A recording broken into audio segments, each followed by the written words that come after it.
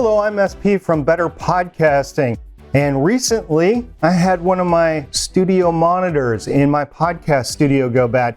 What happened? It's hard to tell, but I have done a couple of times where I powered on and off the mixer before I powered off the speaker.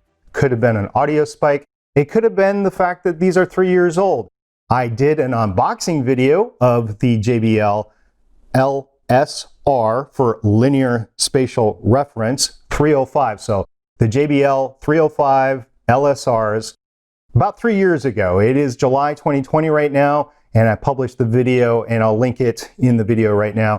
I published the video in February of 2017. So these have lasted me, I've got a pair of them, have lasted me just over 3 years.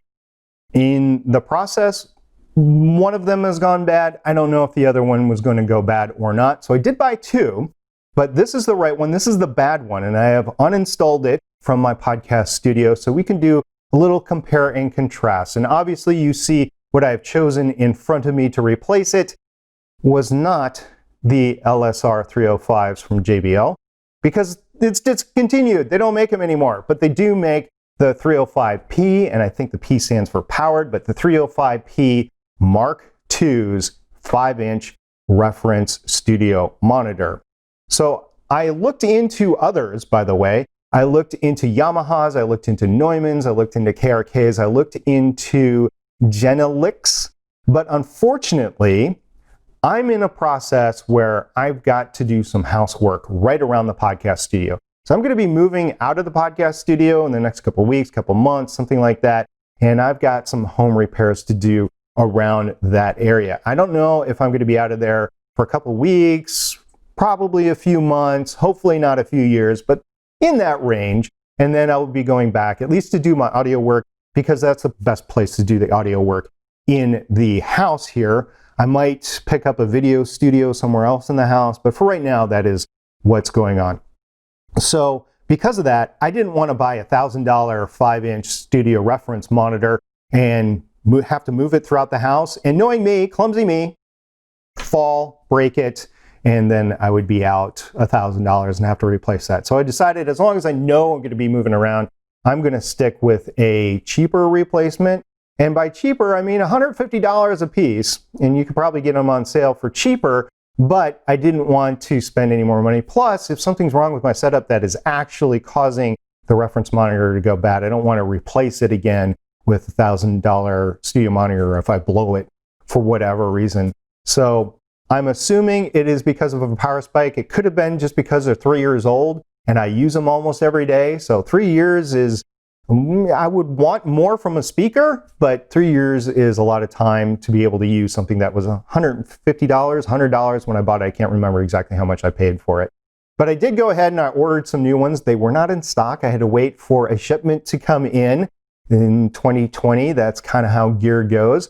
But I was able to use at least one good monitor, and this one wasn't so bad. So what was wrong with this one is whenever I was listening to some low rumble in the background, and a lot of YouTube channels that I watch, whether they are underwater exploration or sailing YouTube channels or underwater recovery stuff, or other podcasts about podcasting, sometimes they don't level the field in terms of the low hum in the background, and that was causing some sort of rattling to go on. I did isolate it. It is not the podcast desk. There was nothing rattling around in the desk. It wasn't the actual audio interface or the mixer. I tried quite a few, got the same results. And I also have the older studio monitors that I had in the house, and I hooked it up and it was just fine. So it wasn't anything to do with the channeling. It is simply that speaker is bad. Hopefully I'll hook this up and nothing bad will happen. So anyway, I was looking into the specifications of this versus the new one, and I was like, okay, so what exactly are we talking about in terms of specifications? What changed between the older version and the newer version? Well, not all the specifications are the same. There are 3 that are. So one thing that they listed was the frequency response, which you'd want to know with a reference monitor. On this old one, the LSR305s, it was 43 hertz to 24 kilohertz. And the max peak SPL is 108 dB SPL, and the max peak input is 23 dBu. That's a plus 23 dBu. So I was like, okay, so how do those compare to the new ones on the 305P Mark IIs? Well, the frequency response is 43 kilohertz, which is the same, to 20 kilohertz, which is a little reduced from the 24 listed on the old ones. Now, could it be that there's been no actual technical change and that it was just a measurement anomaly between the time that they measured the response of this versus the measurement response of this? Could be. Does that matter for me personally? It is probably so high in the frequency range that my old ears can't hear it anyway. So I'm not really looking for those frequencies to begin with, so I don't have to worry about them. Well, let's move on to the maximum peak SPL. It's the exact same, 108 dB. Now the maximum peak input level is plus 20.3 dBu versus 23 dBu. So again, a little loss there, but I can't tell for sure whether something has changed in the new one, which there very well might have been some sort of technical change due to manufacturing or parts availability, or them trying to reduce the cost of manufacture, something along the lines that has reduced that, I don't know. But we'll see how they perform later, and I will come back in the studio and tell you how they have been performing. As far as the actual dimensions, I'll put them side by side when I get this out of the box, but it's largely the same. So this older one is 4.6 kilograms. This is 4.7 and change kilograms, so it grew in weight a little bit. It is as high and as wide, but I think it's a little bit narrower. So we'll see when I put them side by side. And on the back, it's the exact same, at least according to online. On the specifications, you got an XLR input, you got a 1/4 inch input, which I use a TS input for there. And then you have a power input, just your standard 3-prong computer electrical device plug, plus a volume control and a LF and HF trim on it as well. So you got those controls, which should be the same on the new one. So with that, let's go ahead and unbox this new... Wait. I actually have 2 of them.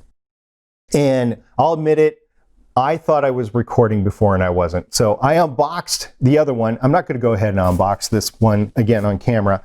I'm just going to go ahead and pick up what came out of the box. So this is the 305P Mark II. As you can see side by side, they're very similar. But before I get to actual comparisons between the two, I will say the reason I got 2 is I don't know what caused the old one to go bad. Maybe the other one, the left side, was going to go bad. This was the right one.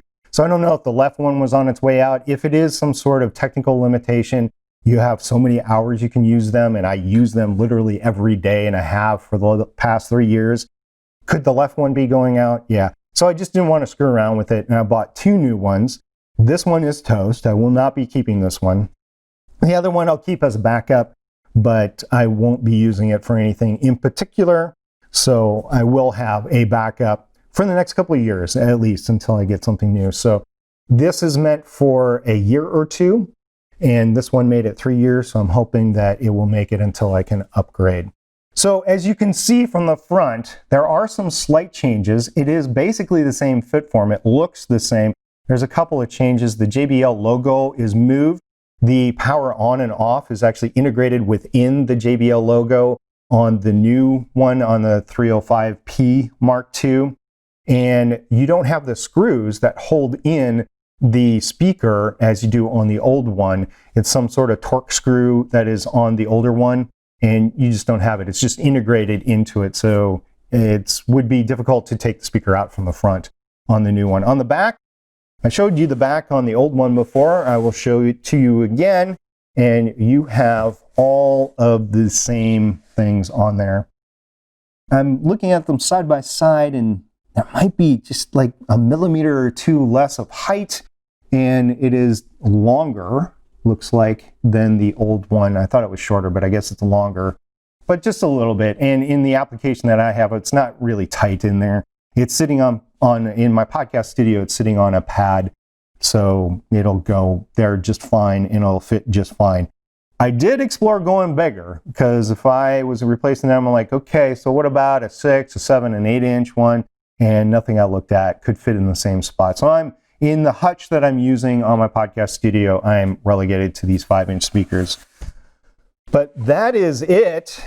That is the new reference monitor that I will be using. I will come back and I will let you know after I've used it for a little bit how I think of the sound versus the old one, and I'll let you know when I do that. In the meantime, if you like videos like this, if you like Steven and I actually telling you the gear that we're upgrading in our studio to, go ahead and leave a comment down below, give us a thumbs up. And if you have a question, leave a comment down below in the YouTube video, and I will go ahead and answer that as soon as I can. For a hobby podcaster, I know there's better speakers out there, but for a hobby podcaster with the price that I paid for this one, $150, I think you might be able to get it on sale for $100. I can't remember if I got the old ones on sale for $100 or if they were $150.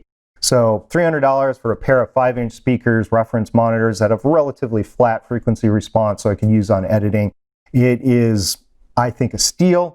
I got 3 years of use out of it, so $100 per year for a 5-inch speaker. Would you want more? Yes, I would want to have about 10 to 12 years out of it. So if it was something that I did that shortened the life, I'm glad I only had to replace a $150 speaker versus a $1,000, $2,000 speaker.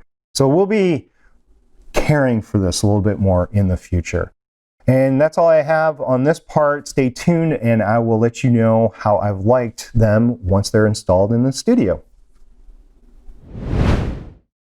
It's been about a week and a half since I unboxed those studio monitors, and I'm in the studio now. I have installed the new right monitor. I replaced the right monitor, and I found out indeed that was what the problem was. So I was justified in buying the new pair. I left the left stereo pair in because I wanted to compare and contrast between the old and the new. So the left speaker monitor was the original LSR305 that I had installed. The right is the new 305P, and I was comparing and contrasting between the two.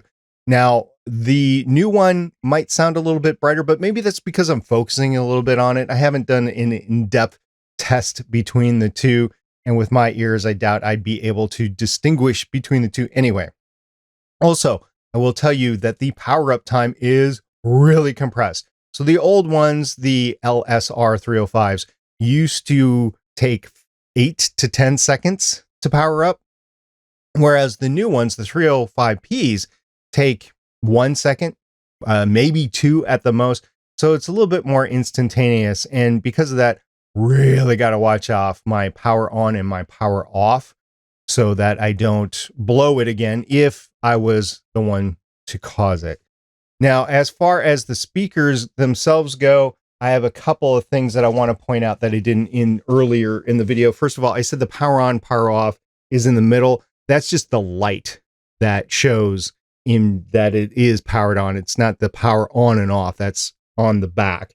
And then the other thing is this entire face right here is plastic. And that is where I said that the screws were in before, the torque screws were in before. Well, that was because the entire face was one mold, and then the speaker was an insert, as well as the top speaker was an insert. This is actually a mold in here that the speakers go into. So while it does look the same from a visual aesthetic, when you're looking at how they put it together, it was completely different. I actually have the other one right here. So in case you didn't see it before, here's what it looks like. And the JBL is on the bottom, whereas the light notification is in the middle. And you have the insert with the mold on the top. It's actually, the top speaker is not a mold. The little tweeter is not a mold. It's molded into the face, whereas the speaker you can take in and out. So that is the final difference that I heard.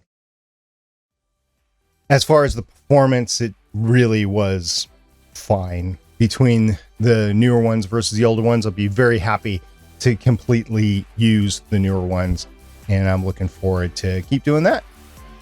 So with that, that is the end of the video. If you have any questions, leave a comment down below and I will answer it as soon as I can. Thank you for watching. We'll see you next time. Bye.